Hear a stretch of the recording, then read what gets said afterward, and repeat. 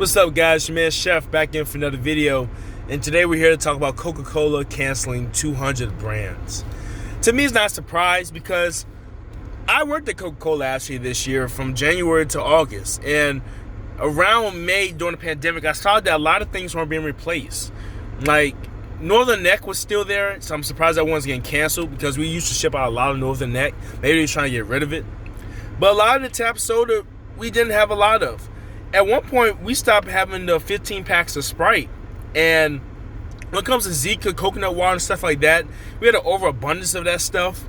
I never picked it much, so maybe it's not a best seller because out of everything I picked in the factory when I was a picker at Coca-Cola warehouse, of course, Coke, Sprite, a bunch of Monster energy drinks. Monster would never get canceled because Monster makes them a lot of money, just to let y'all know that. A lot of core power water. The core water and the core milk. The Fairlife milk did good. Yup, not so much. When we talk about the back session, the Fuse drinks didn't do as well. I thought Fuse would get canceled, but they didn't cancel them. And last but not least, probably the last thing that I would say was I picked the most. Probably is Fanta. So Fanta is probably safe. Yeah, Fanta, orange and pineapple Fanta to be exact. Those two sold the most. But the 200 brands been canceled, and it doesn't hurt Coca-Cola as much because, to be honest, other than Northern Neck and some tap sodas, a lot of those other brands are just flavors that people don't buy regularly and brands that people never knew Coca-Cola really owned.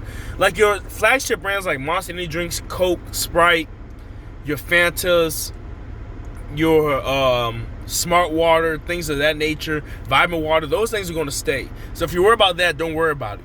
Now, your Sprite Lemonade, we're talking about things like that. Those are the off-brand type of flavors and stuff that associate with the thing. But as long as you have the core brands, if you have the Coke Cherry, the Coke Vanilla, that's good. The Coke Orange Vanilla, the rest of the stuff don't really matter because the Coke Cherry, Cherry Vanilla, the regular Coke, the Coke Zero, all that stuff is good. It's in there, so that's the top sellers.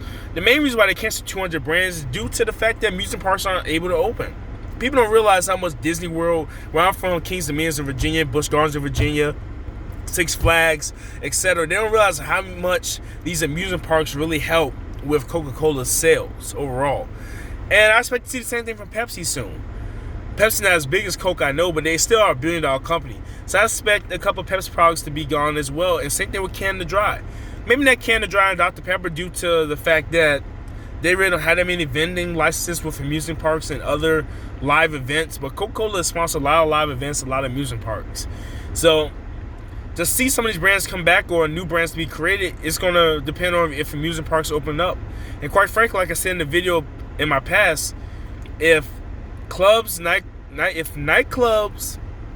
Dave & Buster's, Chuck E. Cheese's, even some concerts have started to open back up, I think amusement parks should open back up, and that's because you have more of a space.